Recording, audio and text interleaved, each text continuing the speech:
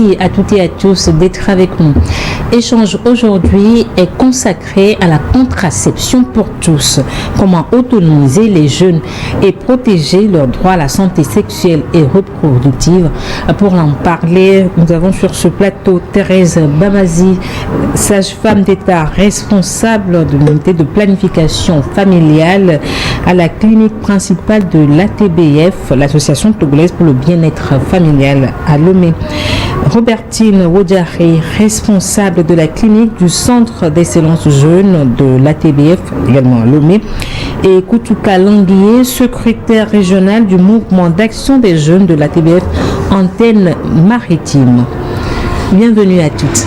Merci. La première question, j'aimerais l'adresser à Madame la sage-femme. Aujourd'hui, quand on parle de contraception, que doit-on comprendre? Merci. La contraception fait référence à l'ensemble des méthodes naturelles et artificielles que l'on met à la disposition des individus, des couples, pouvant leur permettre d'éviter de façon temporaire ou permanente la survenue d'une grossesse. Et il y en a diverses méthodes. Concernant les méthodes hormonales, nous avons les pilules combinées, c'est-à-dire ostro-progestatif et de la progestion de l'oestrogène. Nous avons les pilules contraceptives à sol progestatif. Nous avons également... Ils sont dédiés uniquement aux femmes? Oui, ce sont dédiés uniquement aux femmes. C'est des pilules à avaler. En dehors des pilules, nous avons les injectables,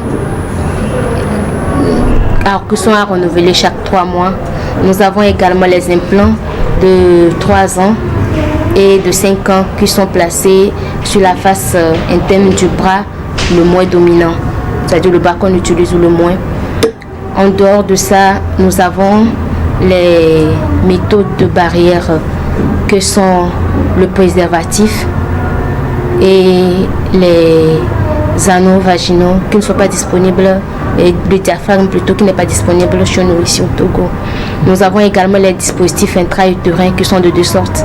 Nous avons les dispositifs intra-utérins hormonal fait de la progestérone et le dispositif intra-utérin en cuivre. En dehors de ça, nous avons également les méthodes naturelles que sont la méthode de l'allaitement et de l'aménorrhée qu'une femme peut utiliser lorsqu'elle vient d'accoucher jusqu'à 6 mois. Nous avons également la méthode de collier qui est d'ailleurs la seule méthode hormonale qui est retenue par le Togo de par son efficacité de protection parmi tant d'autres méthodes naturelles qui a la méthode de température, de calendrier et autres. En dehors de ça, nous avons les méthodes permanentes. Toutes celles que je viens de citer sont réversibles. Cela voudrait dire qu'une femme peut les utiliser, bien un couple peut les utiliser, arrêter et refaire un enfant. Maintenant, nous avons les méthodes permanentes qui sont irréversibles. Ce sont des méthodes chirurgicales. Nous avons la vasectomie pour les hommes et la ligature des trompes pour les femmes. Alors, en tant que responsable régional, vous avez sans doute abordé des centaines, voire des milliers de jeunes. Qu'est-ce que la contraception signifie pour ces jeunes? Pour les jeunes, la contraception, c'est la liberté que nous avons de faire un choix sur notre vie. Le choix de passer au rapport sexuel, protégé ou non, le choix de s'abstenir, le choix de poursuivre son objectif, le choix aussi d'éviter les grossesses précoces et non désirées. Pour une personne qui choisit par exemple le préservatif, elle va vouloir se protéger non seulement des grossesses non désirées, mais aussi des infections sexuellement transmissibles. Et puis pour une personne qui choisit d'aller avec les pilules par exemple, il faut noter que cette personne peut-être a une chance de s'exposer aux maladies sexuellement transmissibles. Voilà, un risque, parce que cette personne-là, en n'utilisant pas peut-être les méthodes, le préservatif, en ne se protégeant pas lors du rapport sexuel, certes, ne tombera pas enceinte vu qu'elle a déjà pris la pilule, mais malheureusement, le fait de ne pas porter le préservatif donne des risques de contaminer des infections sexuellement transmissibles. Donc ça dépend de tout chacun du but que nous nous sommes fixés. Et je pense que c'est en fonction de ça que chaque jeune choisit sa méthode contraceptive. Alors, quelle méthode contraceptive pensez-vous être la plus accessible pour les jeunes en Togo? La méthode la plus accessible, c'est le préservatif, bien sûr, parce que on peut le trouver dans les pharmacies. Et il est plus accessible. Et puis dans les centres de santé, vraiment à moins de coût. Dans les cliniques de la TBF, où vraiment c'est à 10 francs, je pense, presque 0 francs. Donc c'est la méthode. Le préservatif, c'est de bonne qualité, là. Voilà, c'est de bonne qualité. C'est de bonne qualité. C'est pour dire que aujourd'hui, nous allons vers la jeunesse, pour qu'ils puissent se protéger, ne pas rester et attendre que ces jeunes-là reviennent avec des maladies ou bien des infections sexuellement transmissibles. On parle de préservatifs qu'on peut acheter chez vous à la TBF à partir de 10 francs. Est-ce que parmi, si je peux le dire comme ça, les clients, est-ce que les jeunes sont à un taux plus élevé ou est-ce que ce sont les femmes ou les hommes qui utilisent plus cette méthode contraceptive? C'est pour la question. Je crois que la question, tu as la réponse. Parce qu'au Togo, dans la mentalité, puisque madame a parlé d'un taux de prévalence de 30%, c'est à l'homme le préservatif.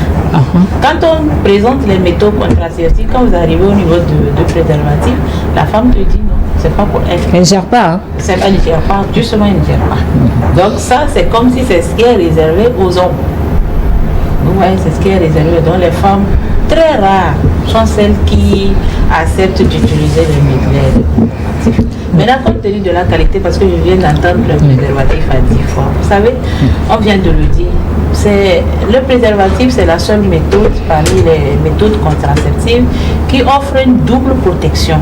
Ça veut dire qu'avec le préservatif, on se prévient des grossesses précoces non désirées, mais aussi des infections sexuellement transmissibles et du VIH également. Donc pour permettre d'atteindre ces jeunes-là, parce qu'on sait que le jeune n'a pas de moyens, d'accord, le jeune n'a pas de moyens, mais le jeune, il est sexuellement actif. Et le jeune ne connaît même pas les dangers qu'il court en pratiquant sa sexualité. Parce que là, on a les rapports sexuels pour deux objectifs. C'est pour la reproduction ou pour le plaisir. Mais étant jeunes, ils ne sont pas encore prêts pour la reproduction. C'est juste pour le plaisir. Mais ne savant pas faire, ils se retrouvent devant la reproduction. Alors qu'est-ce qu'il faut faire?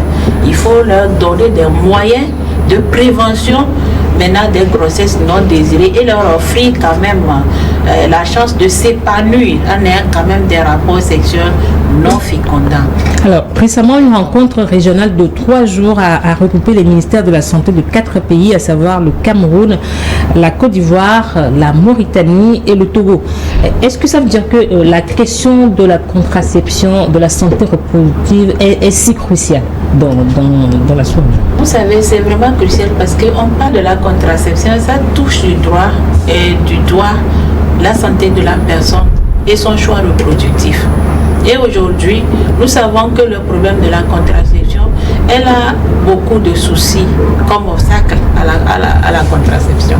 Parce qu'il y a beaucoup de rumeurs autour de la contraception qui empêchent les personnes d'adopter les méthodes contraceptives. Il y a le manque d'information, nous avons les tabous, nous avons la stigmatisation. D'accord. Et puis les lieux d'accès de ces méthodes contraceptives. Donc ça, c'est au cœur des débats aujourd'hui pour permettre quand même qu'on puisse permettre à l'opinion, à toutes les personnes d'avoir des informations sur la méthode, afin de leur donner la chance de faire des choix éclairés. Parce que parler même de la contraception, ça touche du dos aussi un droit fondamental, le droit de choisir. Et donc, on sait que longtemps, la femme n'avait pas le droit de faire le choix. Il fallait qu'une personne l'accompagne. Et donc, tout ça là, parler de la contraception et que nos gouvernants, bien nos dirigeants le prennent à quoi, ça permet de divulguer, c'est comme ça, non? Divulguer, permettre à tout le monde de le connaître, de savoir ce que c'est et donc de pouvoir adopter. Justement, c'est mon corps, c'est mon choix, c'est ma vie. Je ne sais pas si je le dis dans l'ordre. C'était le message qui incitait il y a quelques années à l'abstinence sexuelle. Est-ce que aujourd'hui le report de l'âge du premier rapport sexuel n'est plus du tout à l'ordre du jour? Puisqu'on parle aujourd'hui de contraception. L'âge du premier rapport sexuel reste un choix.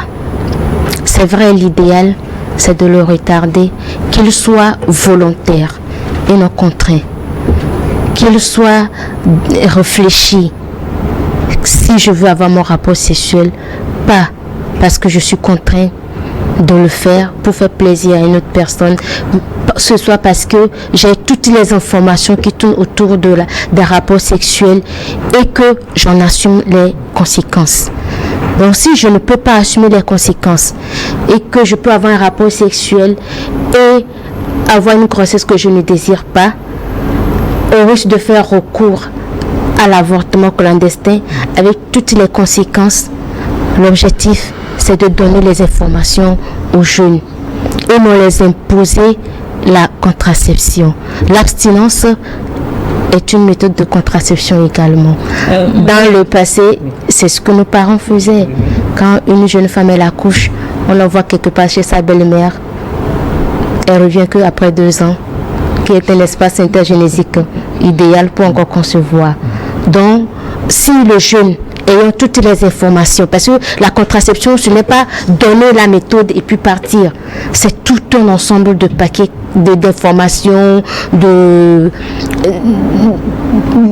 d'informations qu'on donne en tout ce qui concerne la contraception. Et ça aux jeunes de décider, ok, avec toutes les informations que j'ai, je pense que ma méthode, c'est l'abstinence. Non. Avec toutes les informations que j'ai, je pense que je peux pas m'abstenir là où je suis. Je peux faire peut-être utiliser le préservatif, ou soit je peux faire adopter une méthode et puis être peut-être fidèle. Tout est question de choix, libre et éclairé. À quelle tranche d'âge votre message s'adresse particulièrement? Actuellement, c'est aux jeunes. Vous savez, c'est vrai qu'aujourd'hui, tout le monde parle de la contraception, comme si c'est ça le mot d'ordre. On ne veut plus parler de l'abstinence, on ne veut pas. Parce que le constat, c'est que quand vous regardez les taux de grossesse en milieu scolaire, si vous regardez bien, vous allez constater qu'on a enregistré des grossesses au primaire. Il y a des enfants du primaire qui sont tombés enceintes. Et quand nous regardons le couple, vous savez que ce sont des enfants qui ont entre 8 et 10 ans. À cause de la puberté précoce? Dans la puberté précoce. Et quand ils commencent les menstruations, elles tombent dedans. Donc si aujourd'hui, c'est même au cœur des débats au niveau de nos gouvernants, de nos dirigeants, c'est parce que justement, ça devient vraiment un souci. Si un enfant du couple primaire déjà commence à tomber enceinte, vous voyez, parce que nous avons besoin de cette jeunesse-là. Cette jeunesse que nous sommes en train de préparer aujourd'hui, c'est qu'on a besoin d'elle demain. Et donc, il faut tout faire pour qu'elle soit en bonne santé. Et donc, c'est la prévention de ces maladies qu'on ne veut pas traiter demain. Et leur permettre de pouvoir réaliser leur rêve. Une grossesse empêche la fille de continuer ses études. On le sait. Une grossesse peut entraîner la mort de la jeune fille lorsqu'elle va vouloir faire un avortement clandestin. Donc aujourd'hui, quand on parle d'abstinence, d'ailleurs, même quand tu veux parler, tu ne sais pas faire, on se moque de toi. Personne ne veut même entendre. Quand nous allons dans les sensibilisations, même quand tu interroges les jeunes dans les moyens de prévention, il faut insister pour que le jeune vienne commencer par l'abstinence sexuelle. Il commence en même temps par les préservatifs. Il commence par les moyens de prévention, par en disant l'abstinence sexuelle, c'est pas l'utilisation des préservatifs. Après les préservatifs, il faut venir aux méthodes, différentes méthodes contraceptives. Après, il faut parler de la fidélité réciproque. C'est comme ça commence. C'est à toi de dire non, on ne va pas commencer en même temps par il faut d'abord voir s'il y a l'abstinence. Donc aujourd'hui, il faut reconnaître que la jeunesse aujourd'hui est sexuellement active. Et très tôt d'ailleurs. Très tôt. Donc nous attelons cette tranche d'âge, par définition, le jeune, c'est là situé entre 10 à 24 ans. Donc la cible, c'est ça. La faute à qui alors que ces enfants de 8, de 10 ans tombent enceintes? La faute, elle est partagée. Au moment où on prenait l'abstinence obligatoire, il était sans savoir que, par exemple, si nous prenons le cas des télévisions, on comptait les télévisions dans les maisons. Les réseaux sociaux, il n'y en avait même pas. Le téléphone portable, il n'y en avait pas. C'est le combiné. Donc, pour peux voir des images, par exemple, qui peuvent orienter ton imagination vers je veux dire, si je peux le dire, les rapports sexuels. C'était vraiment restreint. Maintenant, déjà, bébé, l'enfant a accès au portable. Le cerveau et les yeux sont exposés aux images que l'on peut dire excitantes. Donc, si les parents, l'entourage ne prend pas les responsabilités de commencer à expliquer le fonctionnement de l'organisme à l'enfant, l'expliquer que déjà à 8 ans, une jeune fille qui commence les signes de puberté va commencer par ressentir le désir sexuel et que c'est normal. Cela ne signifie pas d'aller au rapport sexuel. On peut beau prôner l'abstinence, ça ne va pas marcher. Est-ce que les parents aujourd'hui ont cette facilité d'aborder cette question de sexualité avec leurs enfants, leur progéniture? C'est vrai que ce n'est pas évident, mais ça commence par venir peu à peu. Parce que la grande majorité des parents n'ont pas eu cette éducation sexuelle. Donc il faut se réinventer. Il faut se réinventer. Les parents doivent aller à l'information eux-mêmes, s'éduquer pour pouvoir éduquer leurs parents. Parce que ce que je n'ai pas reçu, il me sera difficile de le transmettre. Les jeunes que vous abordez, est-ce qu'il y en a parmi eux qui vous racontent qu'ils ont déjà discuté de ces thèmes à la maison avec leurs parents? Et effectivement, il y en a quand même qui ont cette communication facile avec leurs parents sur la sexualité. Et c'est pour cela quand même qu'ils ont l'autorisation de participer aux activités de la TBF, parce que n'eût été cela, les parents n'auraient même pas autorisé que leur enfant aille militer dans une association où nous parlons de santé sexuelle et reproductive. Et en tout cas, moi, je suis la preuve vivante quand même de cette communication qui existe entre parents et enfants par rapport à la sexualité. Déjà très tôt, on te dit, à l'âge où tu es, il faut savoir que si tu te permets certains actes, tu t'adonnes au risque de tomber grosse, d'avoir des maladies, d'attraper des infections sexuellement transmissibles, ainsi qu'aux garçons. Parce que c'est un peu la communication côté garçon qui manque aujourd'hui, je me dirais, parce que aujourd'hui, côté fille, les parents font l'effort quand même, la communication, ça commence pas à venir. Maintenant, c'est au côté garçon, lorsque la maman ne conseille pas son fils en l'informant que, si tu t'amuses à aller avec une fille, tu vas enceinter cette fille-là. Donc, on se rend compte que c'est la fille qui prend la grossesse. Voilà, effectivement. Donc, c'est la fille qui, pour les mamans, c'est la fille qui prend la grossesse. Donc, elle se focalise sur la communication avec la fille. Mais elles oublient le petit garçon qui ira enceinter la petite fille d'une autre femme.